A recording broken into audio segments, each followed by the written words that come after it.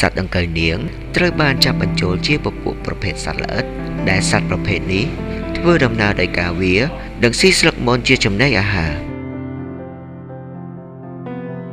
ប្រជាពលរដ្ឋខ្មែរមួយចំនួន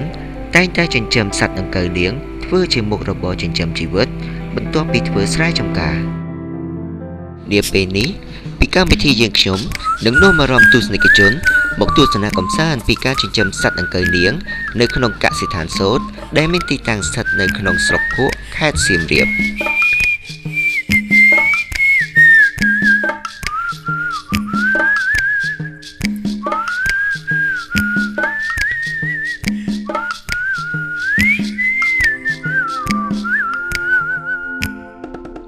សត្វដង្កូវនាងមានការវិវត្តជាច្រើនដំណាក់កាលដំបូងឡើយដំណាក់កាលញាស់ចេញជាកូនដង្កូវនាងដំណាក់កាលសក់ជាបន្តបន្ទាប់រហូតដល់ដំណាក់កាលសត្វដង្កូវនាងទុំអាចធ្វើសម្បុករំពាត់ខ្លួនឯងក្រឡេកមកចាប់អារម្មណ៍ពីសត្វមេអំបៅមេក្រោយពីធ្វើការបង្កាត់ពូជរួចរាល់ហើយមេអំបៅមេអាចបង្កើតពងពីចន្លោះ300ពងទៅ500ពងដែលពងទាំងនោះនឹងញាស់ជាកូនដង្កូវនាងក្នុងរយៈពេលជិត1សប្តាហ៍ក្រោយពីញាស់ជាកូនដង្កូវនាងរួចហើយអ្នកចិញ្ចឹមដង្កូវនាងត្រូវយកស្លឹកមនមកហាន់ឲ្យម៉ត់ល្អិតដើម្បីធ្វើជាចំណីសម្រាប់កូនដង្កូវនាងការចិញ្ចឹមដង្កូវនាងនឹងយើងមុនដំបូងយើងត្រូវការដាំដើមមនដើម្បីយកជាស្លឹកឲ្យវាស៊ីដង្កូវនាងនឹងអាយុកាលមុននឹងវាអាចធ្វើសម្បុកបានមានរយៈពេលទៅ47ថ្ងៃក្នុងការចិញ្ចឹមសត្វដង្កូវនាងគឺត្រូវមានការប្រុងប្រយ័ត្នខ្ពស់ដើម្បីការពារកុំឲ្យសត្វចង្រៃដទៃទៀតចូលមកយាយីដូចជាសត្វស្រមោចសត្វកណ្ដុរជាដើមហើយអ្នកចិញ្ចឹមត្រូវថែរក្សាកន្លែងចិញ្ចឹមឲ្យមានអនាម័យជានិច្ចសម្រាប់ការប្រមូលទិន្នផលពីការចិញ្ចឹមដង្កូវនាងគឺត្រូវចិញ្ចឹមវារហូតមានអាយុ47ថ្ងៃទើបសត្វដង្កូវនាងប្រែរូបរាងពណ៌លឿងទុំនៅពេលនោះពួកវាអាចបញ្ចេញទឹកមាត់របស់ខ្លួនយកមកធ្វើជាសម្បុកដោយហុំព័ទ្ធជុំវិញខ្លួនឯងសត្វដង្កូវនាង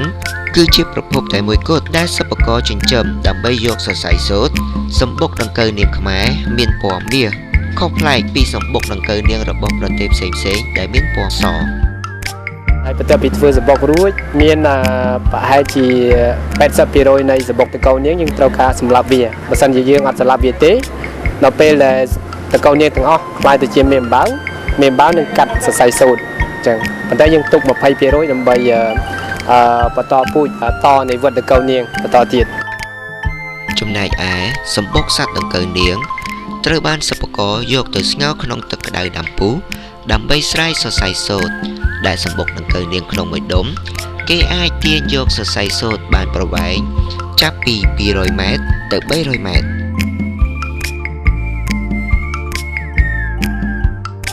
សរសៃសូត្រទាំងនោះត្រូវបានសិប្បករយកទៅត្បាញផលិតជាហូលផាមួងសម្រាប់យកមកច្នៃម៉ូដធ្វើជាសម្លៀកបំពាក់ជាច្រើនប្រភេទទៅតាមតម្រូវការនិងតាមចំណង់ចំណូលចិត្តរបស់ខ្លួនការចិញ្ចឹមដង្កូវនាងអត្ថប្រយោជន៍ពិសេសដំបូងមកអស់គឺសរសៃសូត្រដែលយើងទទួលបានហើយបន្ទាប់មកទៀតអ្នកចិញ្ចឹមគាត់អាចមានការងារធ្វើលទ្ធផលចុងក្រោយគឺយើងបានពីដង្កូវនាងគឺបងសិប្បករគាត់អាចយកវាទៅច្នៃជាម្ហូបផ្សេងអាចលក់តាមផ្សារគាត់អាចរកកម្រៃបានតិចតួចពី10 ดือนនេះដែរជាចុងក្រោយខ្ញុំសូមមកជួយគាំទ្រផលិតផលសូត្រខ្មែរព្រោះអីការពិបាកការចិញ្ចឹមដង្កូវក៏ពិបាកហើយការត្បាញក៏ពិបាកដូច្នេះហើយពេលយើងបានមកមើលហើយឲ្យយល់ពីតម្លៃនៃចង្វាក់ផលិតកម្មនៃការផលិតសូត្ររបស់យើងផង